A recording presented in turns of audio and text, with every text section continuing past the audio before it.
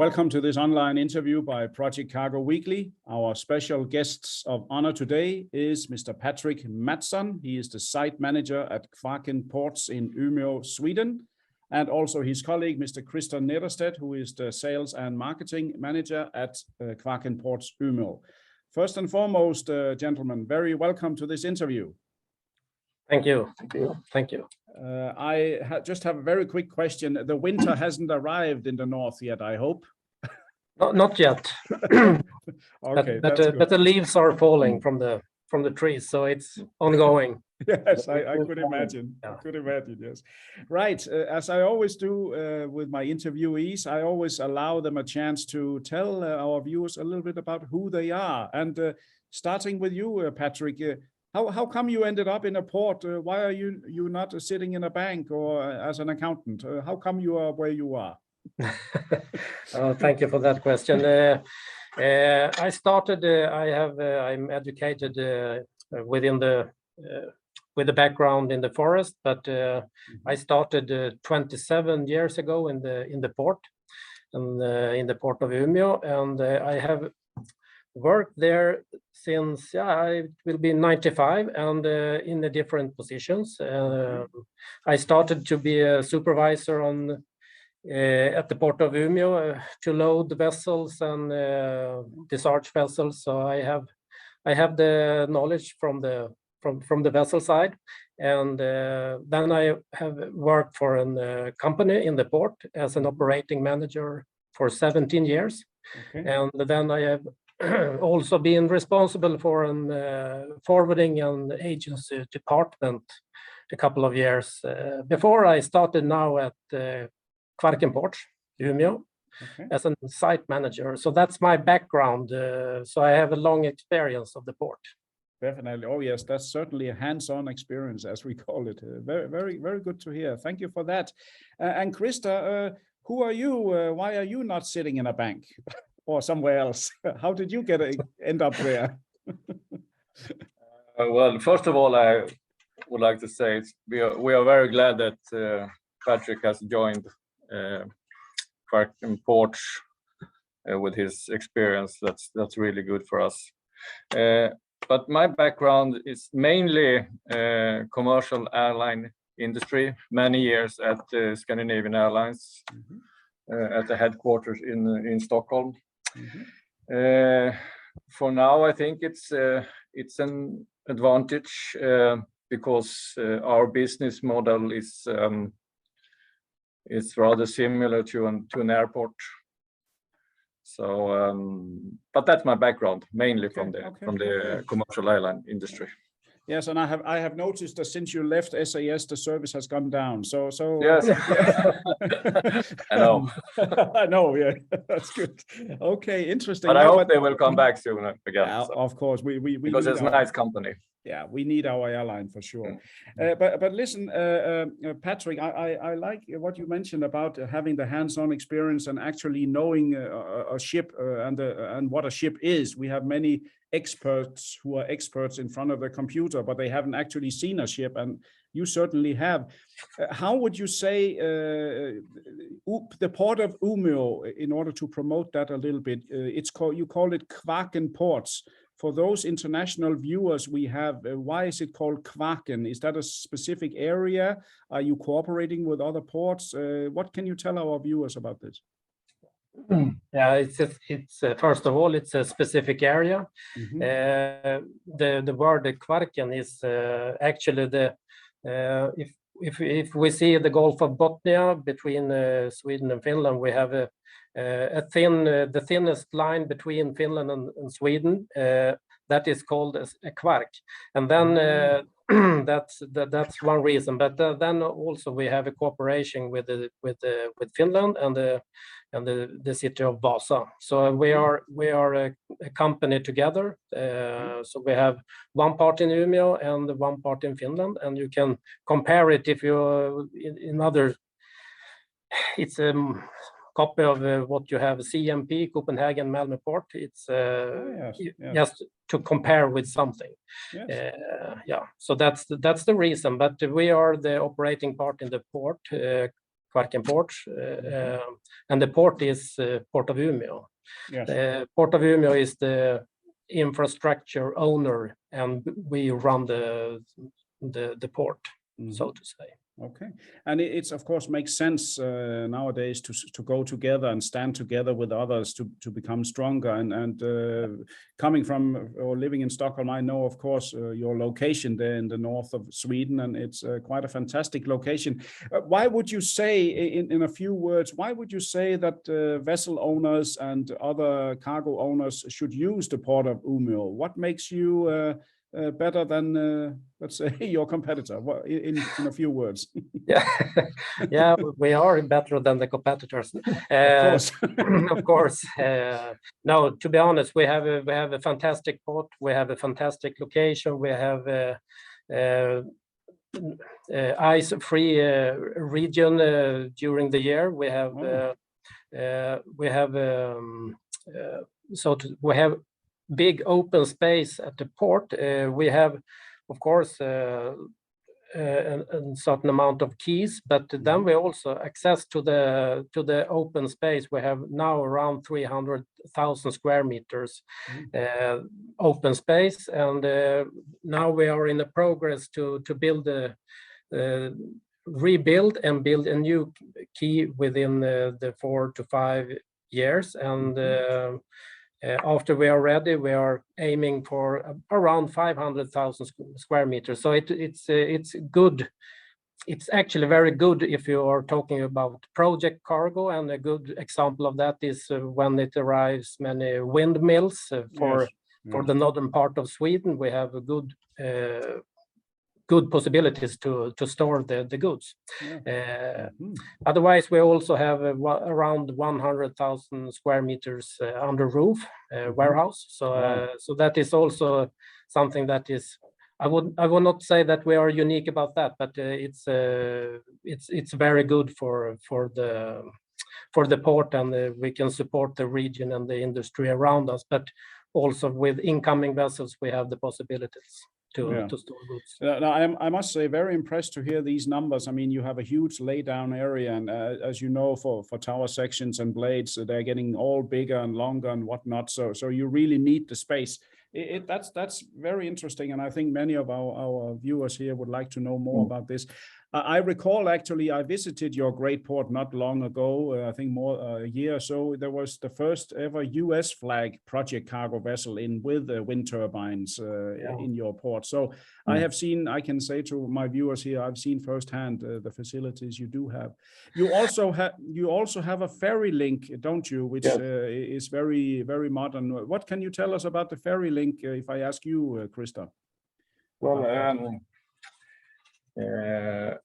as Patrick said, we have our closest town is actually Finland, in Vasa in Finland. So, and for 1 year ago, Vasa Line invested in a new ferry, a Ropax ferry.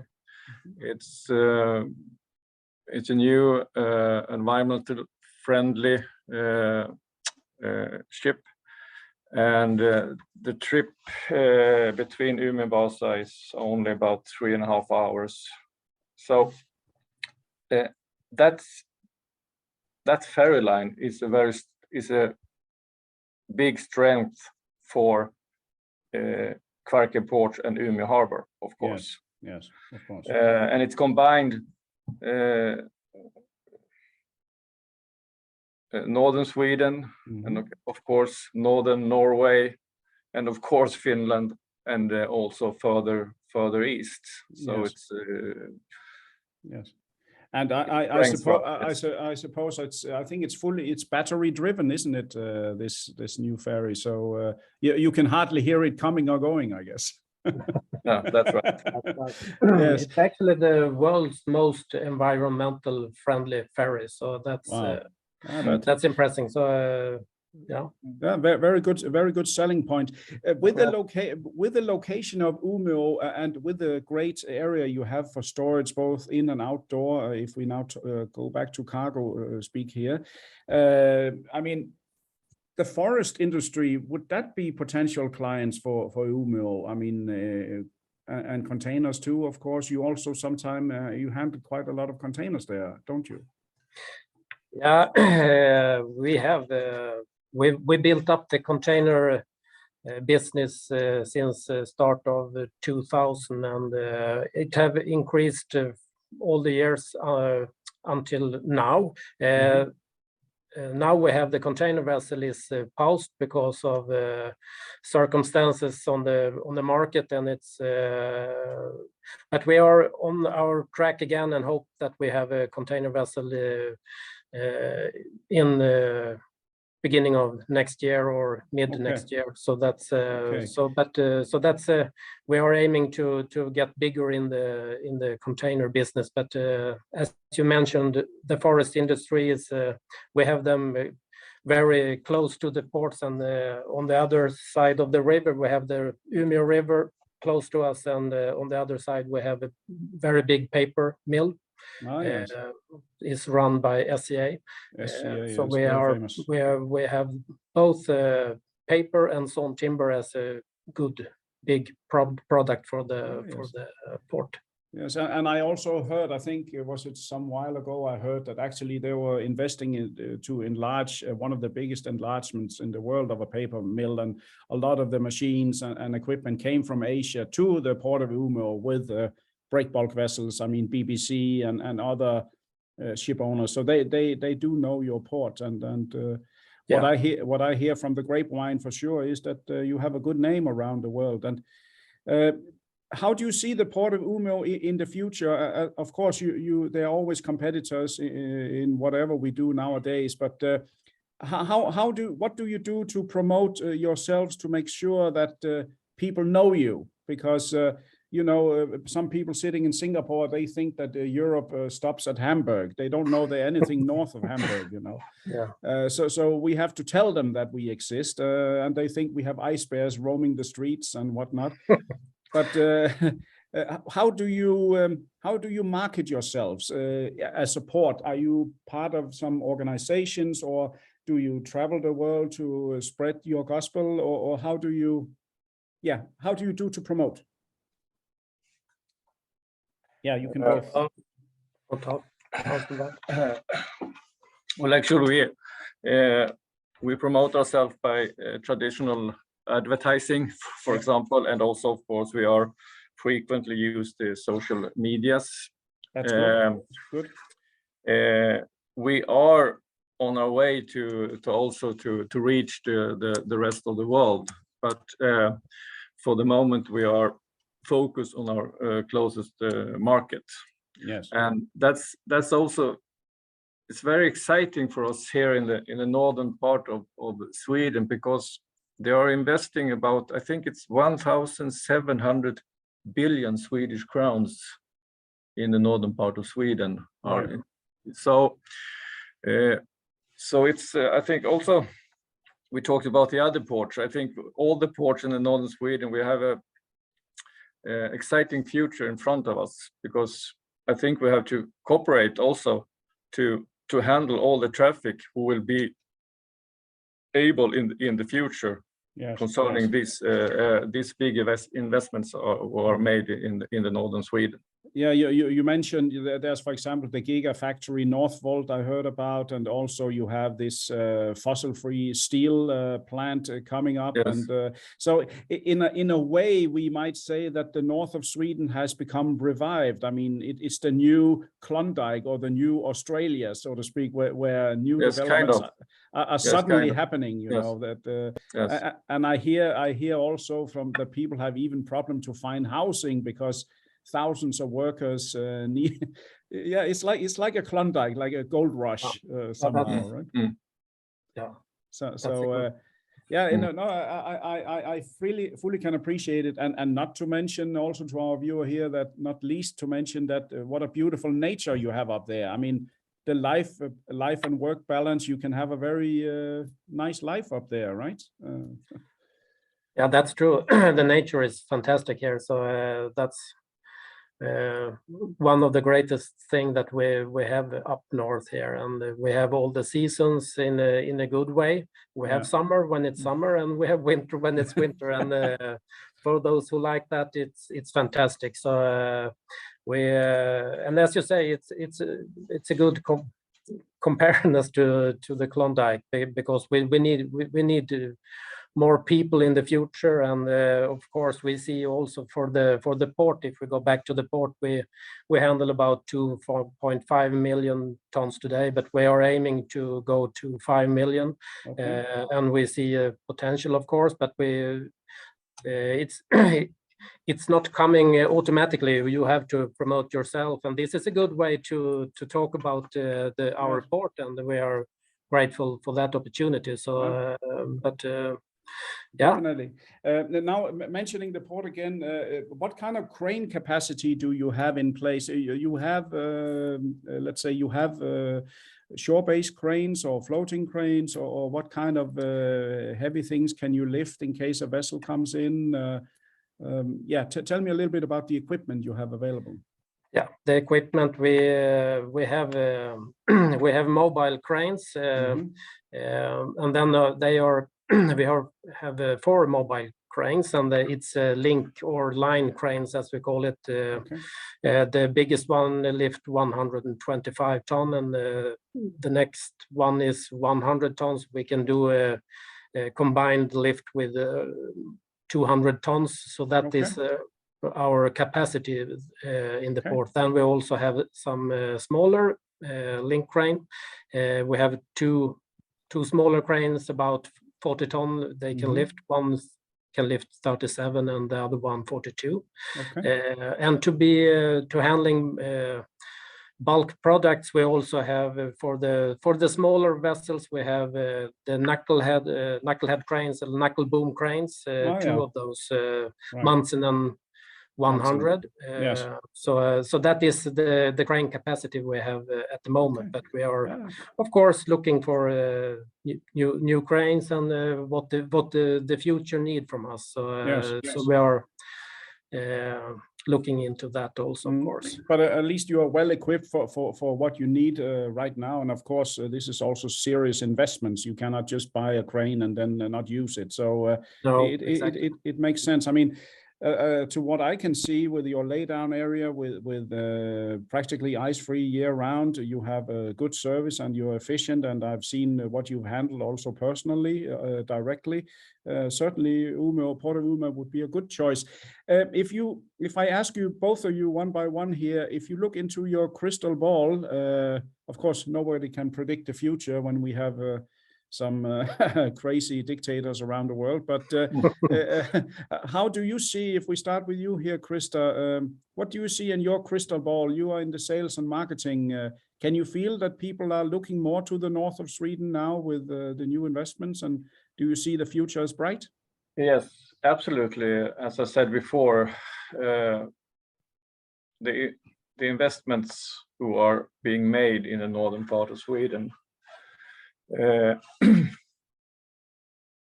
I'm rather sure that we will take part of it, but we can't sit just down and wait for it. No. We need to be active. We need to talk to the market. We need to talk to the market and show them our advantages for them. Yes. Classic sales work, I would say. Yes. And clear. So I'm optimistic for the future, of course. And I think we forgot to say, we also started a new terminal this year. Right. We actually opened a new intermodal terminal this year. Right. In the end of April, a Friday in the end of April, I think, and we started commercial traffic next Saturday. Okay, and, fantastic. We are, and we can also see the interest for that terminal coming in 2023. Okay, fantastic. I mean, that means railway connections and yes, and that terminal is placed. It's only, I think, it's about 300 meters to Gustavs Udde, who is one of our places for Key. Key. 300 meters to the closest quay. So it's fantastic. And it's only about 400 or 500 meters to the Vasa Line ferry. So it will be kind of logistic centra in the harbor. Yes. Okay, yeah, that of course the combining these things and being able to do intermodal and as the policy is to move traffic from road to rail. Yes, no, that's really good news. Good that you remember to tell this, because that's important. And how about you, Patrick? If you look into your crystal ball, what do you see? I see a bright future. No, yes, I do. And it's as Christer mentioned, we are rebuilding, and we have huge investments in the coming year, and we do that in the purpose, and that is to be attractive as a port, and we will make it possible for the industry around us and for the users, so to say. And so we are a hub Yes. in the middle of the Baltic, and we can see all the cargo flow from east to west and from north to south and the opposite, and we are in the middle, in between there, and I can see that it's a huge possibilities. And we have talked about equipment and the keys and all we are in a digitalization phase 2, but not forget that we have a very skilled crane drivers, we have skilled personnel. So I feel very comfortable with the organization we have, and so that make the future more brighter.